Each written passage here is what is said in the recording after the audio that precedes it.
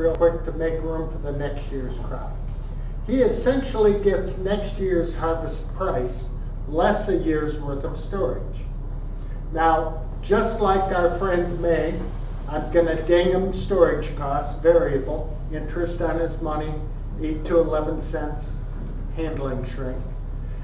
Just like May Sellers, he has room for 80% of his crop, so 20% of it is sold at Barney's harvest price. Hank is doing something here. He is breaking something I call the 11th commandment of grain marketing, and here it is. Thou shalt not hold unpriced corn or soybeans in the bin beyond July 1. If you're a spring wheat producer, I say June 1, and in fact mid-May you ought to be damn nervous.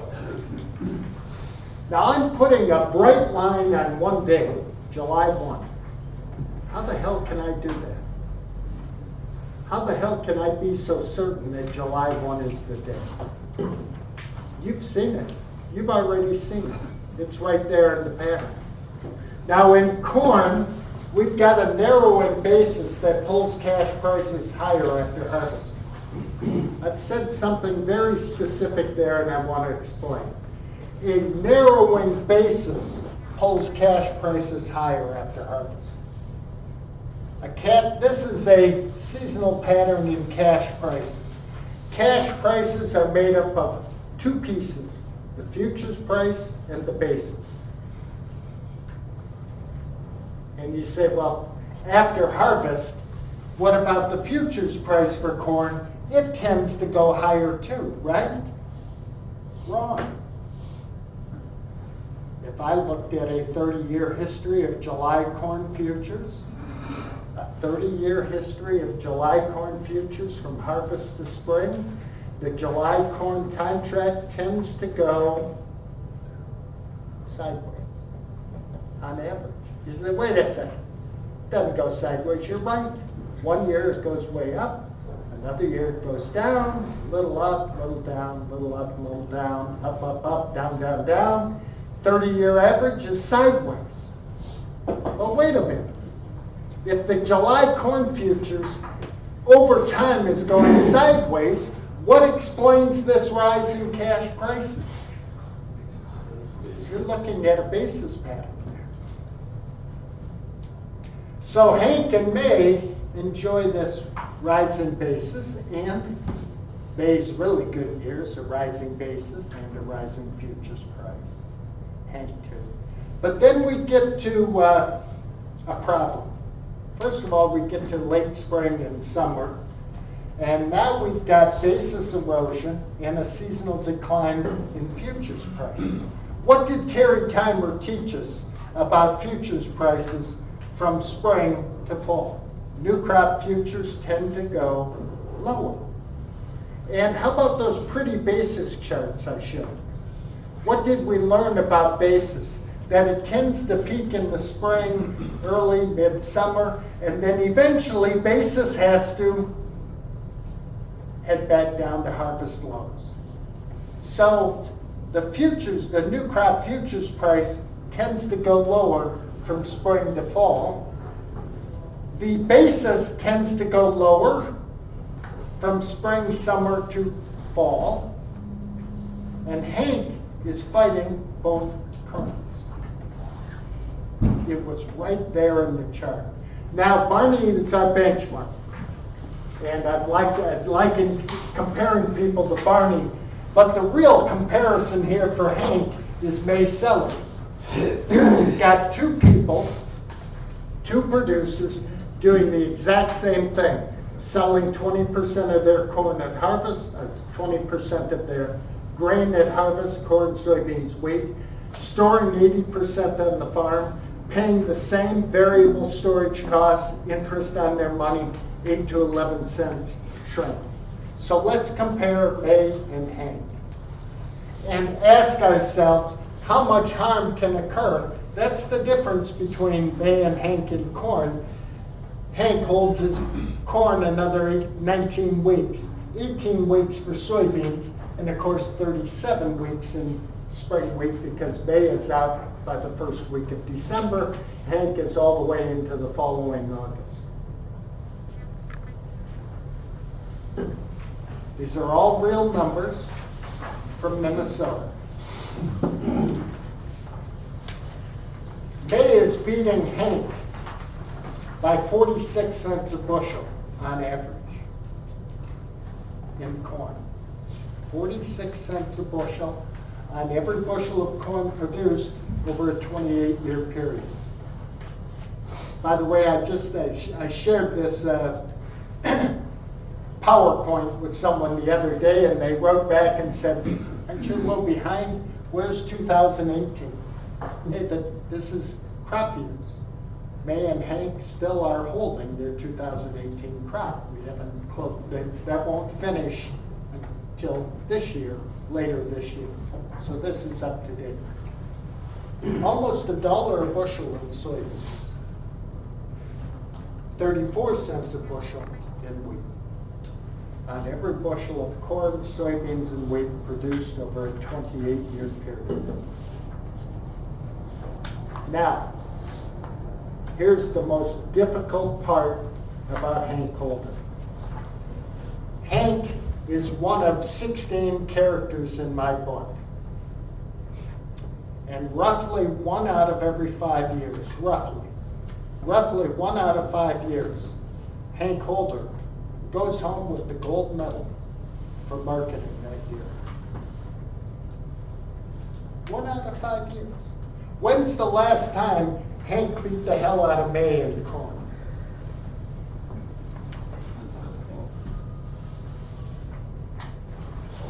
Well, I heard it earlier. 17? No, 2012. The last time Hank beat the hell out of May in wheat was 2017. We had a drought in the center of North Dakota. Here's the quirky thing about Hank. As poor as his performance is here, he goes home with the blue ribbon, the gold medal, roughly 1 out of 5 years. He will do so again. I just don't know when. But if Hank is beating the hell out of everyone once out of every 5 years, and yet manages to end up at a 50-cent disadvantage to May and $1 a bushel in soybeans and 34 cents in wheat on average, what does that tell you about the other 4 out of 5 years in Hank's portfolio? Big loss. Those are some ugly years. There are some really ugly years. Now, I think, when I think about Hank, yeah, I've done a lot of thinking about Hank because I've talked about him for 20 years now. And in fact, I had a deep conversation a few years back with some southern Minnesota producers. Southwestern Minnesota, a lot of people hold their corn a long time. I'm talking to them in mid-July. Late July, I've been invited down there to talk. And of course, 3/4 of the room, they're sinners. They all got corn in the bin from the last year. They're all sinners. And I just start talking to them at lunch, and I'm like, why? Why do you still have corn in the bin? Guy pipes up, he says, when you run cattle, you gotta have some feed around to keep things going. I said, you run cattle. You've got a different business. You're feeding livestock. I said, how many cattle do you have? He says, well, we actually got out of that 25 years ago. And a different guy at their table says, you have dairy cows, man. You can't run yourself out of feedstock. You've got to feed the dairy cows. I said, oh, how many cows do you milk? He says, oh, we sold out in the 86 buyout. We haven't milked cows in 30 years. I actually believe part of Hank's problem, it's a cultural thing, a carryover from days gone by when in fact everyone used to run cattle. Everyone milked cows, everyone had a few pigs, and yes, you had to keep feed around. But now your business model has changed, your core business has changed, and you can adapt to that change. You no longer have to insist that the bins be full. Just a thought for you. By the way, I think the numbers are so overwhelming here that I believe that every marketing expert thinks this way, right? This is Pro Farmer. Pro Farmer giving marketing advice on August 30th of 2017. Advice alert, corn and soybean producers finish old crop sales. They're telling you to finish the selling of your 2016 crop at the end of August. They are sinning. They're breaking the 11th commandment. You say, oh, Ed, you're picking on Pro Farmer. You shouldn't do that. Everyone has a bad year. Hey, they did it again this year. On July 7th of this year, last summer, on July 7th, they had 70% of their corn sold. Where's the other 30%? It's still in storage, and there's a week of sinning going on. Don't worry. At the end of August, they told you to get rid of it. In August, I went to Indiana and spoke at a young farmer, young producer event, sponsored by Pro Farmer. I had to hide these slides. I had to hide them. You just don't do that to a host. Yeah, you don't do that. You hide them. You want to be mayor, Hank? I give you food for thought. It's right. It's not my opinion that Hank will lose. It's right there in the pattern we all see.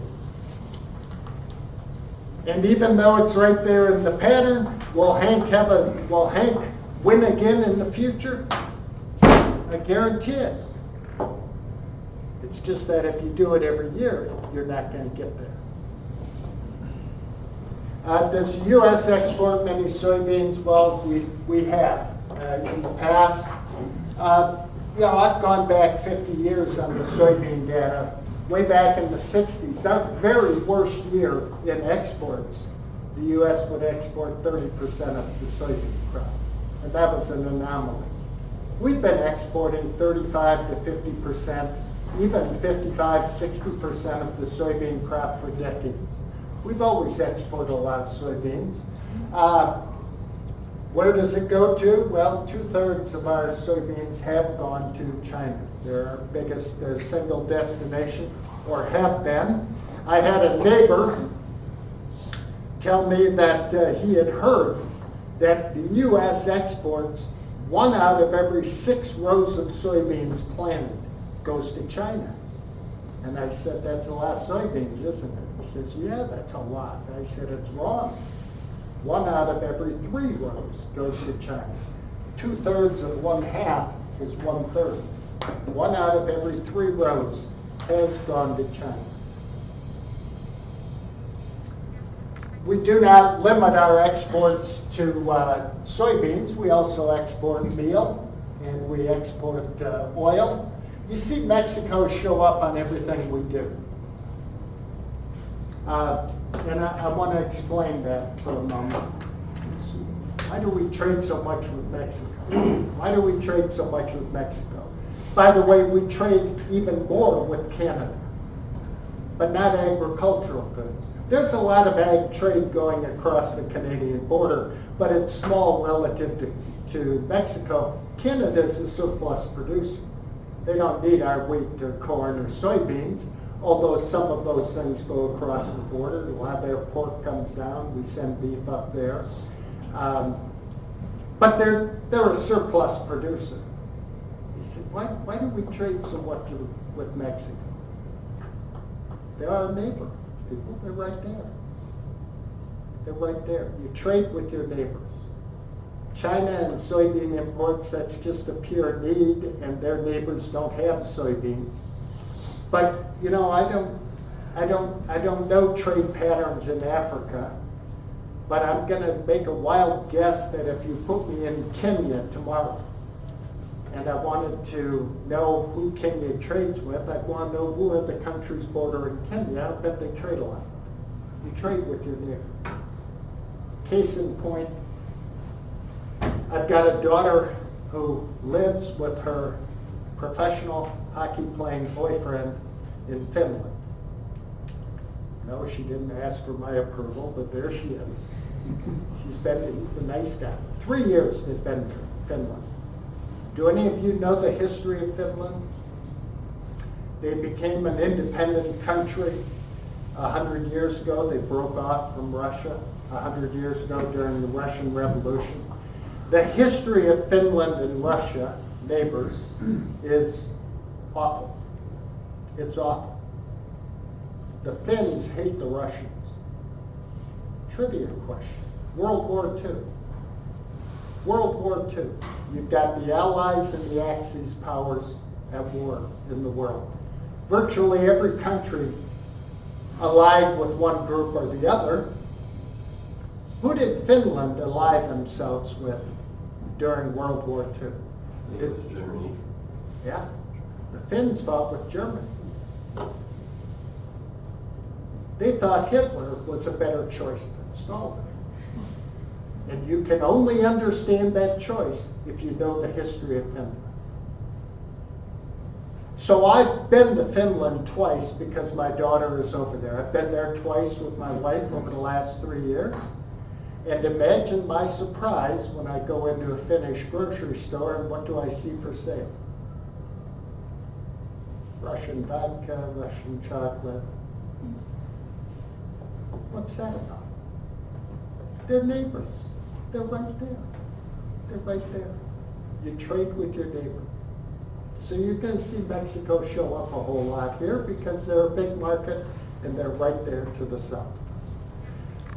Last mistake I want to address, thinking you avoid storage costs when you sell grain and buy a call. This is called paper farming, and I'm going to sell you on this idea right now. I'm going to put on my broker's hat, and I'm going to tell you that you've got grain in the bin, right? Right. It costs money to hold grain in the bin, even if you're not paying the price in town with market grain, even if it's on your farm, you've got interest on your money and so on. You've got storage costs. Not only that, you need cash. You can't pay bills with grain in storage. You need cash. So here's what I want you to do today. Sell your grain. Get the cash. No more storage costs. Cash in hand, paying bills. Sound good? You say, well, wait. If I do that, I'm out of the market. And if the market goes up, I've got no way of enjoying that. I've got a solution for that. We're going to take just a little bit of that money and we're going to buy call options, the right to buy futures. And now you've got the best of all worlds. You've got cash in your pocket. You've got no storage costs. You've avoided storage costs. And you've got upside potential. Sound good? There's a mistake lurking in there, and to understand that mistake, I want you to meet Peter Paper Farmer. Peter is a producer just like Barney has no storage on his farm. But he is convinced that it pays to re-own his crop with call options. He's going to get the harvest price each year, Barney's harvest price, plus any profit or loss from owning an at-the-money call option at harvest and holding it to expiration. He will buy a July corn call at the money, July soybean call at the money, or a May spring wheat call at the money, and he will hold them to expiration, which would be the third week of June for corn and soybeans, and the third week of April for spring wheat. Now, to understand the mistake in paper farming, there is a mistake lurking in here. Demands a clear understanding of carrying charges in the market. What are carrying charges? By the way, on the first day of class at the university, first day of class, I'll tell my fresh-faced 20-year-olds that the single most important concept they got to wrap their mind around if they want to understand grain markets and how they work is a carrying charge, what it is and what it represents. So, this is the corn market from 5 years ago, the harvest of 2013. Don't get hung up on that. The corn market has looked this way. The carry has been structured this way every year for the last 5, 6 years. I'm asking a question. December corn, it's harvest time. This is the nearby contract, $4.42. But March is at a 12-cent premium to December. May's another 8 cents over March. July another 8 cents over May. And I ask my students, why? It's all number 2 yellow corn, called for delivery along the Illinois River just outside of Chicago. Why isn't it all the same price? And if my students think hard about it, inevitably someone will say, it's those evil speculators. They think prices are going up in the future, so they're willing, they expect higher prices, so they're willing to pay more for May and July than they are for December. And if they still think that at the end of the semester, they're not moving on. It has nothing to do with expectations. These price differences reflect market-determined storage costs. And by the way, I'm telling you about carrying charges and storage costs. They are synonymous terms. When we look at carrying charges in the market, we are looking at market-determined storage costs in the market. Large carries like this year, like most years in corn, where the deferred contracts traded a premium to nearby, are common when free supplies are large. Big crops, big stocks, lower prices, and large carries. This is the market's way of telling anyone who owns storage, like Market Grain or you, that I don't really need your corn today. Yeah, there's a lot of corn around. But if you hold it today and sell tomorrow, you'll get a return to that storage. Now, to fully understand what we call a positive carry in the market, we need to look at the opposite situation. And this is why I picked out 2013, because look at the soybean market on the exact same day, the good old days. November beans almost $13 a bushel. But the March, the May, the July, the August are all lower price. What the hell's going on here? This is what we call a negative carrying charge, an inverted market. This is what happens when we have small stocks. Maybe the crop isn't so big. Stocks aren't so large. Maybe demand is really good. A combination of all those things. Now we've got a market that's telling you, I need your soybeans today. I need them today. I'm not going to reward you for storing out 3, 4, 5 months. I have to go back to 2013 to get an inverted market because even the soybean market isn't carried today, as has been the wheat market. I would like to have I'd like to have a good drought and a good inverted market to show you again. Now, let's get back to Peter, okay? I've got 28 years of complete data on Peter, 1990 through 2017. I've also got 3 different crops, corn, soybeans, and spring wheat. So Peter has had 84 chances to re-own with options after harvest. How often do you think he should make money?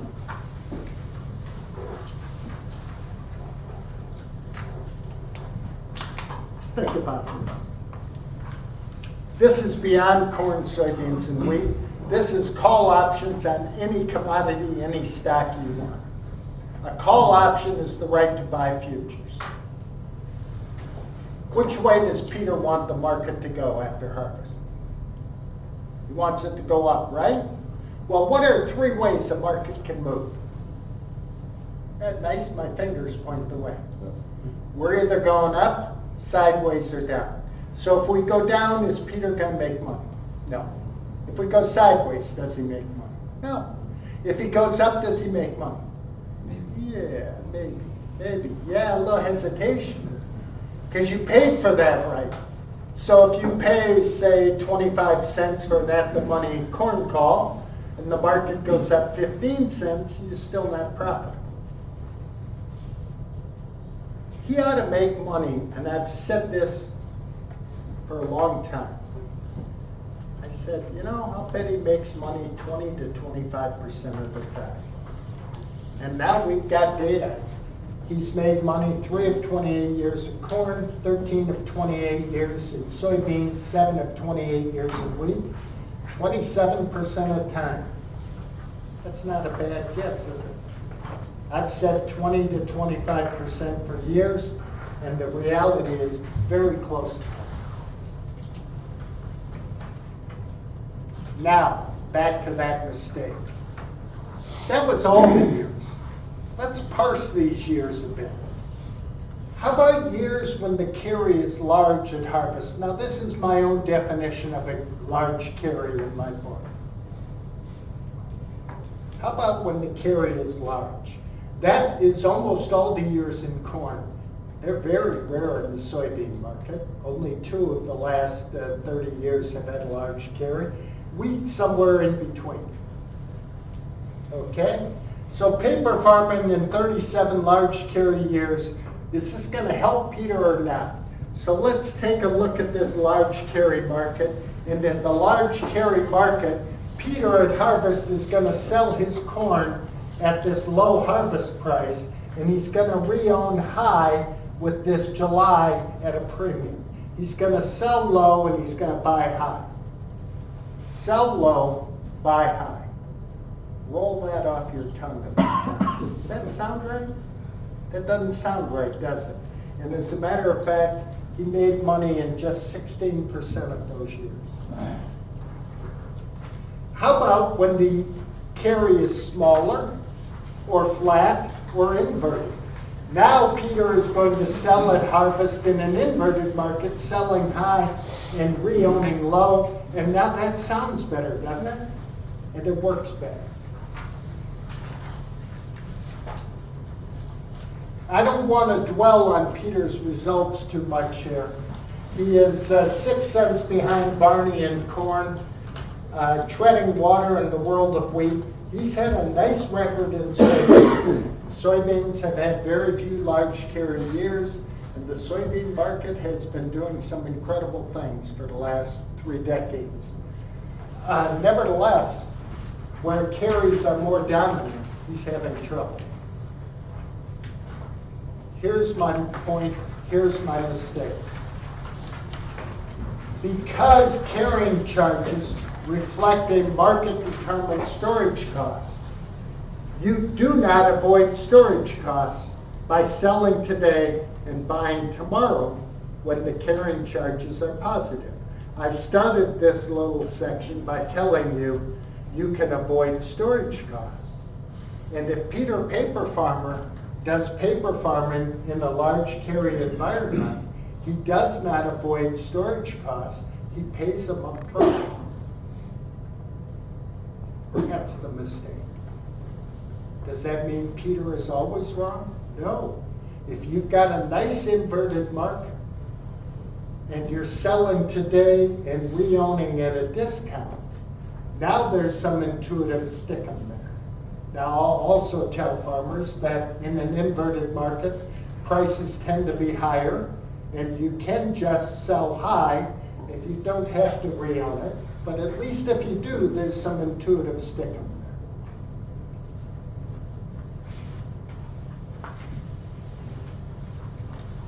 there. Wheat acres in the U.S. keep decreasing. Exports can't be very important. No, it's not true. We exported nearly half our crop in 2017. We have exported 40 to 50% of our wheat crop for decades. Wheat's very important export. Mexico has been our #1 destination, but right there is Japan and the Philippines, almost as big. Exports have been growing to Mexico over the last 30 years. Not as impressive as corn, but we move a lot down there. Okay, let me just take a quick peek at time. I'm going to close out with something here. How to get $4 corn. This is a little talk and just a little add-on that I developed a year ago, inspired by a comment of a market advisor in the fall of 2017. A market advisor who looked at me and said, you know, Ed, my producers, they finally quit thinking about $6 corn. They understand that that's not around now. And in the fall of 2017, as we're talking, the price of corn in southern Minnesota is $3 a bushel. And he says, all my guys want is $4 corn, $4 cash corn. And I said, is that all they want? Yeah. I said, you could have had $4 corn this year, and the year before, and the year before that, and the year before that. And you could have had it this year. You could get it next year. Let me show you how to get $4 corn. Now, little asterisk here. These are southern Minnesota numbers, and I know that your basis levels are not as good as southern Minnesota. So you have to adapt accordingly. Maybe for you, it's how to get 385 or 390 corn, cash. It's a three-step process, and it combines pre-harvest and post-harvest marketing. Step number one is get a sale off of these 19 futures at 410 or better. We are, by the way, the markets are up today. So soybeans, no beans were back to about 960. I didn't look at corn. I'm going to guess that these corn is probably 402, 403. That's step one. Step two, well, that brings me at 50 under to a 360 harvest price. Step two, at harvest, I need to roll from the December 19 contract to the July 20 contract at 25 cents or better. And step three, I got to wait for a 15-cent basis improvement. In southern Minnesota, that's going from 50 under the D's to 35 under the July. Up here in the Red River Valley, maybe that's going from 70 under the D's to 55 or 50 under the July. Let me talk about each piece. Step one, getting something sold at 410. This is, the question here is, will I get a chance to sell 410? I should almost take 2014 off because that's the tail end of the second golden age. But each of the last 4 years, we've had a shot at 410 new crop futures. Like I said, we've had rallies each of the last 5 springs. And can I guarantee another one this spring? No, I don't come here with guarantees. But we're at like 402 today. So I suppose if you started today, it becomes how to get 392 corn.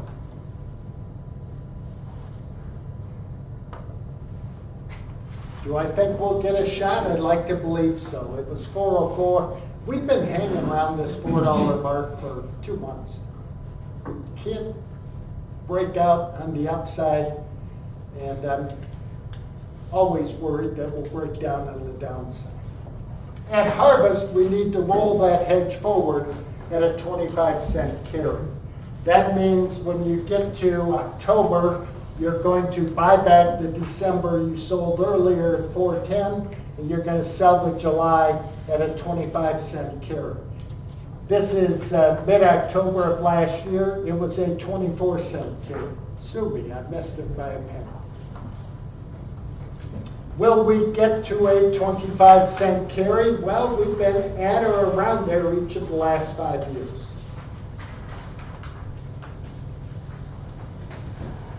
Yeah, what? Even today, we're at 18 or 19 cents. From December of 2019 to July of 2020, somebody could look it up. I'm sure it's at 18 or 19 cents. And you're probably going to look at me and say, well, Jesus, why don't you just hedge in the July 20 contract?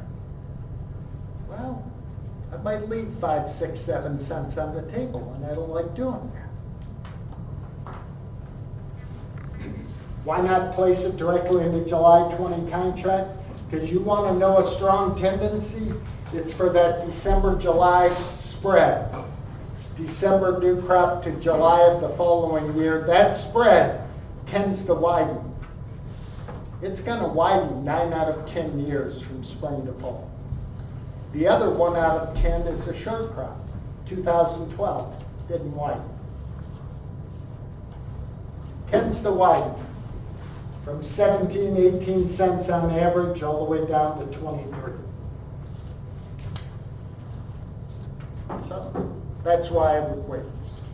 Finally, we need a 15-cent basis improvement to 3,500 in July. You know, I gotta tell you, this is the one weakness in my characters. I use one market as my data source. I don't shop. You should be shopping around. God, Jim didn't want me to say that. Every producer should look around at what the basis is. There's always the right choice. You gotta know what it is. Yeah. But my characters, we don't shop around. But I can tell you in southern Minnesota, we've seen 3,500 every year.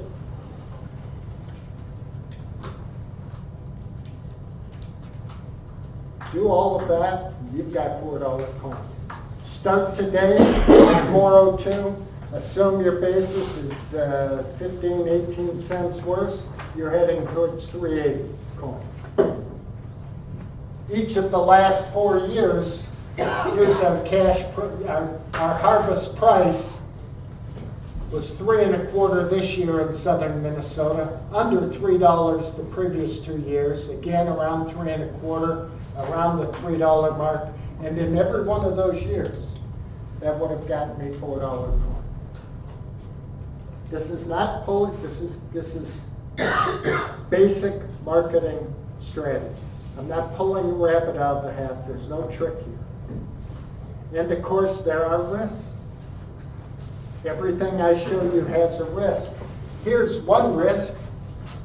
You go home saying, I'll wait for 410, and we never get there. But like I say, you could start today, and it's how to get 392 corn. Here's a bigger risk. The December-July carry does not get out to 25 cents. You know why that would happen? If we had a drought or a short crop, something damages the 2019 crop, and you, who barely got that 410 sold, and you waited, and then by summer, it's $480, $495. And not only is the price higher and you've got margin calls, but the damn carry is disappearing. That happens in bull markets. So not only did you sell too cheap, you no longer have a shot to roll it forward at 25-cent carry. So you're going to be calling, if that happens in July, you're going to be calling Jim saying, where's that damn number for that guy at the university? What was his name? I'm going to call that son of a bitch. I mean, he made me sold corn. It could happen. Basis risk. By the way, in the drought scenario, where you lose that opportunity in rolling the hedge forward, your basis opportunity will improve. So you've got an offsetting bit going on. Guys, I shouldn't let you go without talking about trade in beef, poultry, pork, and dairy. This is beef trade over the last 30 years, imports and exports, a little mad cow problem there. You know what the funny thing is in the world of beef? In beef, the U.S. exports roughly the same amount of beef it imports. And you'd say, well, that doesn't make any sense. Why the hell are we exporting beef and importing beef? Why don't we just shut off the borders and keep all our own beef? This speaks to what we eat. In the U.S., we have an incredible appetite for the high end of the beef market, the best steaks, the best cuts, the loins, and all that you go out and eat at the $30 steak at your local steakhouse, and the low end, hamburger. God, Americans love hamburger. Everybody serves a hamburger. But there are a lot of cuts in the middle. The roasts and things like that are not as appealing to the American appetite. How many of you eat beef tongue? I don't either. And yet there are countries where beef tongue is a delicacy. So we export the things that we're not into, and we import the things that we want, and everybody's satisfied with that. Pork exports, we export 20% of our pork production. Pork exports have been growing for 3 decades. It's an important part of the market, and yes, our exports to Mexico are big and substantial. They are a #1 market, but not the only market. Mexico, it's a cultural taste thing. They take some incredible number of our hams. Poultry, same thing. This is poultry exports. I believe we export 15, not quite as big a percentage as pork, 15 to 20% of our poultry is exported by pounds. That beef example applies to poultry. When you go buy chicken, I'm talking to a bunch of guys here. I need more women in the room, but represented, because the preference in the U.S. is for white meat chicken breast. My wife loves to eat chicken breast. She would starve before she'd eat a thigh.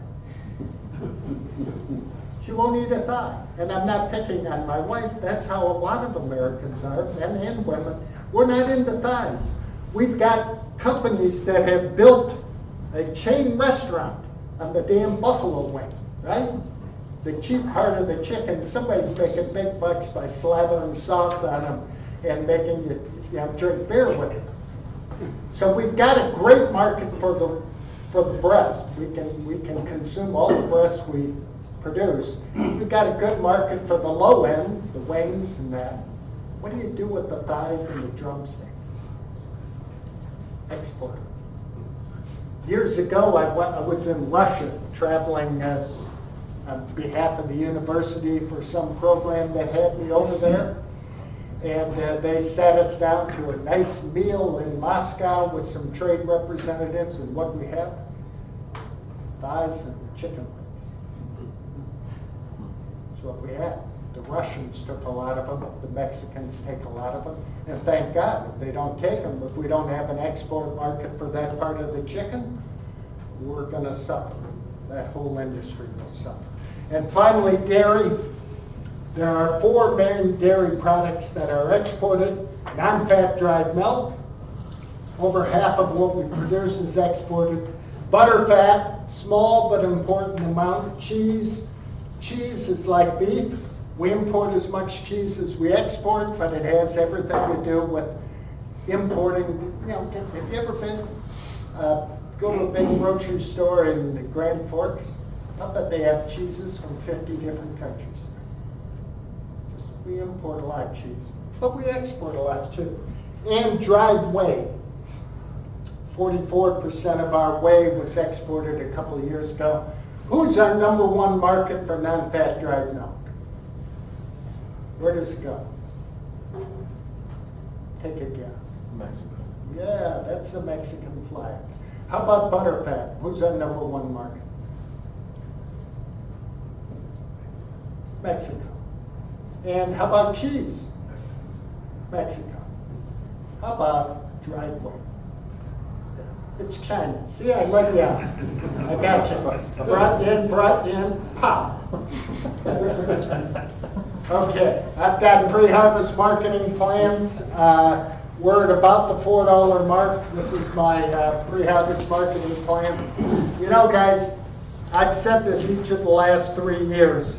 Sometimes you maximize profits, sometimes you minimize the losses. And my preference, even though we're not at 4 1/4, sometime this spring, I'm going to get a chunk of new crop corn priced just because I think it's the right thing to do, even if it's below my production cost. That's my preference. I don't know how to write it into my plan. What's yours? Soybeans, same idea, $9.75. No, we're not there yet. We're only 15 cents away. Do you know that November beans at $9.60 today? That's only, with all the talk of trade war, with the fact that the U.S. is going to carry out 900 million bushels of soybeans. It's just an unbelievable number. That the new crop price that is not NOV 18, that should say NOV 19, at $9.60 is only 50 cents off the life of contract cost. So, spring wheat, $6 is my minimum. We're at about $5.80. My plans are not perfect. I do not show them to you saying, here's the perfect plan. It does not exist. But I'll take my imperfect plan over no plan for this reason. When I write those plans, I'm laying out a benchmark for where I want to go in the year ahead. I've thought about my production costs. I've thought about the timing. I know what I'm trying to get done. And if the world changes, and we live in a hell of a world, people, something will change. If it changes, I can go back to the plan and think it through. If I don't have a plan, with all due respect, you really didn't know what you were trying to get done before. How do you adapt that? Well, as I leave you, I know that Jim and the good people at Market Trade, they asked for your feedback on how the day went. I'm used to this, people. Every semester, I ask my students to give me feedback on my class. I'm pointing to one of my former students back there, Jordan. And I get the damnedest responses. These are all real. They're anonymous, though. They're anonymous. So lay it on me any way you want. This was the best class and instructor I've had in 4 years. It's nice. Very good instructor. Solid lecture notes. Great ability to teach and explain. Outstanding knowledge. It's like bullet points. This person would be a great presenter. 1, 2, 3. I tended to zone out during tangents and never refocus. I'm not perfect. You need to write things down. Okay, I do my best. And finally, I love this one. I finally understand the ending to trading prices. I want you to imagine a conversation between two guys. And maybe 2 farmers here at our gal, they're hanging out with a cup of coffee, and the guy says, your son's finishing up at the university. How'd that go? He says, well, we got about $100,000 into 4 years worth of education, and he can finally explain to me the ending of the trading prices. What we learned, eliminate mistakes. Terry Timer showed us the value of pre-harvest market. It's early, mid-February. I'm not anxious to do anything now, but by God, March, April, May, June, let's hope for another rally, get something done. Know your local basis. Do you have grain in the bin? May Sellers has an exit strategy. What's yours? And I remind you that corn and bean prices are 10% off their harvest lows. Hank Holder pays an incredible price for disobeying the 11th commandment. I've asked Jim to give me the phone numbers, cell phone numbers for everyone in this room. And in mid-July, I've been known to randomly pick names out of a hat and call people. And I want you to step into a bin, and I want to hear an echo. Finally, Peter Paper Farmer shows us the power of carrying charges and how you cannot avoid carrying storage costs when you sell today and buy tomorrow in a positive carry environment. You pay some upfront. Jim, I've taken you a couple minutes too long, but thank you. Thank you for your time. Any last questions? I got one question. One of the old ways to market, guys, said, well, it's just price a little bit every week, and we've seen over time that it's going to be okay, just like Martin Binless, but when we get to prices that are really good and people are happy with, there's still a fear of not selling enough. Well, I'm going to do 10%. If I look at that and say, this is the happiest you've been at the price for the last year. Why only sell 10%? Do you have any comments on that? How much should we be selling at prices that are well above cost of production? Right. This is where I want to recruit a University of Minnesota psychologist. Travel with a psychologist and a couch. I'll bring you guys up to the front of the room, and one at a time you're going to lay down and we're going to talk about some of these issues. I don't get it. Identify what numbers work for you and pay attention to them. They have in the market, there's a joke among brokers, the cancel if close order. What the cancel if close order is, I say, boy, if it gets to 425, you're at a break even, you got to get something done. Of course, if we get to 425, there's news in the market that will drive the market from $4 to $4.25. And as we get close to 425, we look at the news and I can't sell now. Didn't you read that? Didn't you read Utterback? Didn't you read that? Can't sell now. What's going on? I want to put horse blinders and earmuffs on people and stay focused on the opportunity in front of you. And try to be a little more aggressive when you see the opportunity. I don't know if I answered your question or not. But basically the same question on basis. This year, or 2018, and soybeans, for example, has been horrible. You would have been better pricing in this, or locking bases in the spring than the fall. Your chart on page 17 shows in the fall is generally better. So like for corn now, corn is like it's close to 50 cents. Well, that's a good basis, basically. And so the same question, should we be locking in, if we can, on a low basis then, historically, instead of this? Yeah, pay attention to it. And as I say with basis, have an opinion. You've already expressed your opinions. You're looking at a good corn basis right now. Corn basis is surprising. I wouldn't say it's great. Right. It's not like it was 5-6 years ago, but it's good for the current condition we're under. Soybean basis, we're in a whole new world there. I mean, when the trade war broke out, we just went to a completely different world, and your concept of what a good basis is in soybeans, but it changed for you, it changed for Jim and market grain. It's just a different definition. So when's the best time in 2019 to lock bases? Geez, he's asking me for my opinion. You have a coin? Spray. Look for good put a number on it. You're obviously impressed with 50 under, but you may not be doing something. Is it 48? Is it 45? Put a number on it. Pay attention to it and get it done when it's there. Same with flat price. You know, I come back to this soybean deal. I look at prices for soybeans today, and I think about the ongoing trade war, which is an issue. But I had a very interesting guest speaker in my class about 3 months ago, 2.5 months ago, soybean trader with another company. He says, he made a very interesting comment. He says, you know what?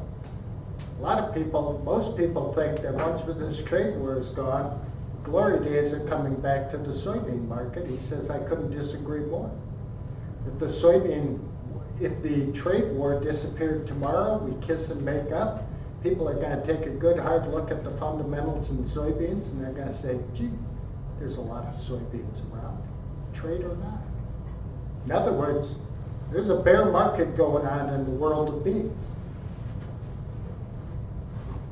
It would not surprise me. This is his famous last words. I'll deny it if you ever bring it up to me. There's a good chance that the day they announce that we've made up with China, the soybean market will go down. We will have, it's the old buy the rumor, sell the fact. Now, if it does the opposite, don't call me, okay? That's my bold prediction. One quick question, I Yeah. think the answer not, but cost of production, a lot of people have theirs at 1 penny per bushel. The market really doesn't care if this guy is 20 cents higher, 10 miles east of RL versus that guy. But in general, it does matter what averages are, maybe regionally. What should people look at as far as, if they've got a really high cost of production, should they not be using that for their marketing plan? Is it easier to use regional averages, makes things simpler? I have brought up this point with producers, and it's a tough message. You need to look at, thinking of cost of production, you have to look at your local areas. And we've got great data in our FinVin database. You can look by county or several counties for benchmarks. The toughest message I have is for the producer who looks at me and says, you don't understand. On my farm, my cost of production is $1 a bushel higher than my neighbors. And this is my hardest message for that producer. I'll say, you're at the wrong seminar. You should be in a program titled How to Get My Costs Under Control before they bury me.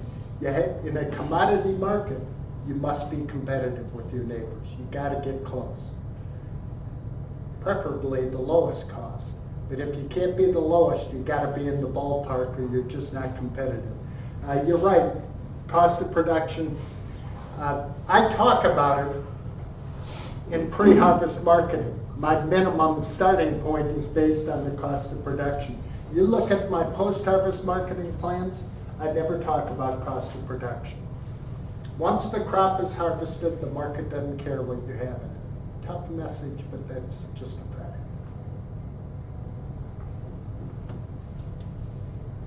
Okay, friends, I've got a few more books for sale, but you're going to say something about that, I think. Yeah, first of all, let's give a round of applause.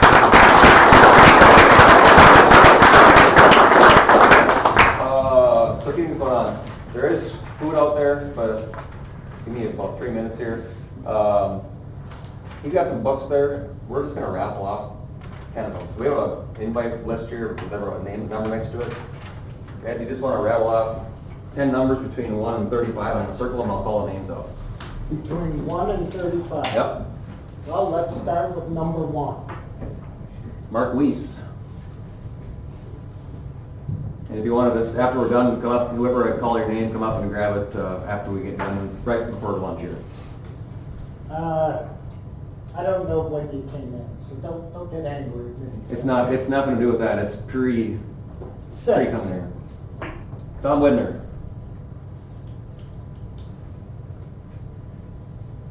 I'm signing them as I go.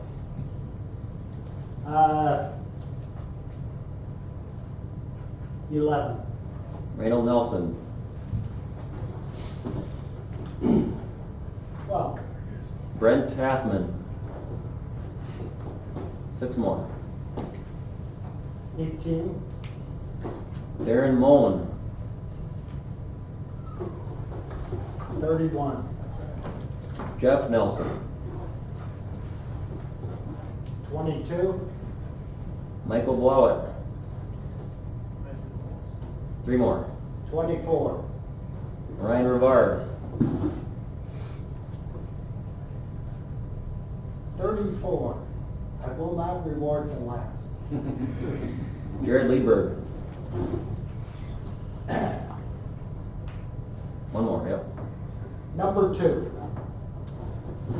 John Underly. Okay, so those of you who called your name, just sometime before you leave here. Just two things I want to talk about quick though. Ed's done a ton of the work on getting all this data ready, and I don't, well, he calls it simple. It's simple because he's done a lot of work on this. But if you look at the grain marketing principles, grain marketing can be simple. I myself included, we tend to make it complicated sometimes. But we're trying to get to use more of these principles, cost of production here. What are some numbers that the market normally hits? What are some time frames normally hits? Trying to make decisions a lot easier. So we're going to start doing more individual meetings. And what I mean by that is, let us get ready for a meeting. We'll have some more data ready that's principles like this. And if you want us to come out to your farm, I don't care if it's Williams or Baudette or Greenbush or El Rey, it doesn't matter. We'll set a time. One of us, Jordan or I, Sam, David, will come out to your farm when you want us to come out there, sit down for an hour or two, however long it takes, go through this, try to make a simple grain marketing plan. One thing that I hope most of you know is that we are hedgers. We're basis traders. If you sell grain to us at $5 and it goes to $6, we don't make another buck. We hedge grain right away. So it's not in our best interest to give you a low price. We want you to get the highest price possible, even on basis. We have basis charts that over the last 7 years, we've taken our basis every week for the last 7 years. We got that data in a chart that if you want to ask for it, we'll give it to you. It's a color chart, shows you the seasonal averages on basis here.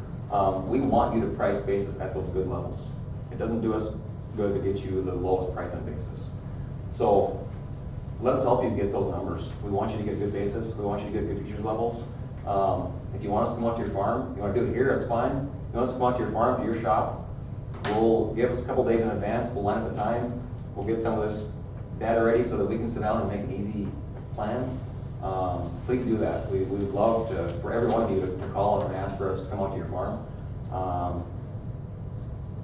Just know that we are in this with you to get you the highest price possible.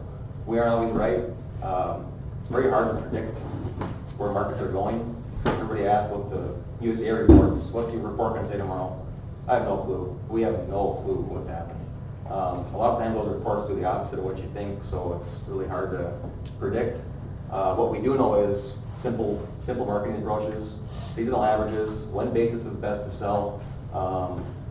So really use us, and we'll gladly spend as much time as you want. Give us some time to prepare. We'll schedule a meeting and come out and try to help you out as much as we can. Quick rolling futures. Give that example how to get to $4 futures. Most of you know we don't charge anything to roll futures. If you sell December corn futures and you want to roll to July and that's a 25-cent carry, you get 25 cents added to your contract. We don't charge any fee. There's nothing. I would love if everybody had to do that because that means we got more futures locked in. It gives a better price. That'd be great. What we do a lot of instead is basis contracts. We end up rolling those as well. You guys know how it goes. Most of the time, we're calling you and there's a carry in the market, your basis gets worse, right? You do that 3-4 times and before you know it, you got 30-40 cents worse on basis. The more you can do on futures, getting those good prices locked in, the less you're going to have to do in the basis contracts, rolling them, getting an 8-10 cents ding every time. Focus on the futures, getting those locked in. We can roll them any month you want, pick it up, carry it.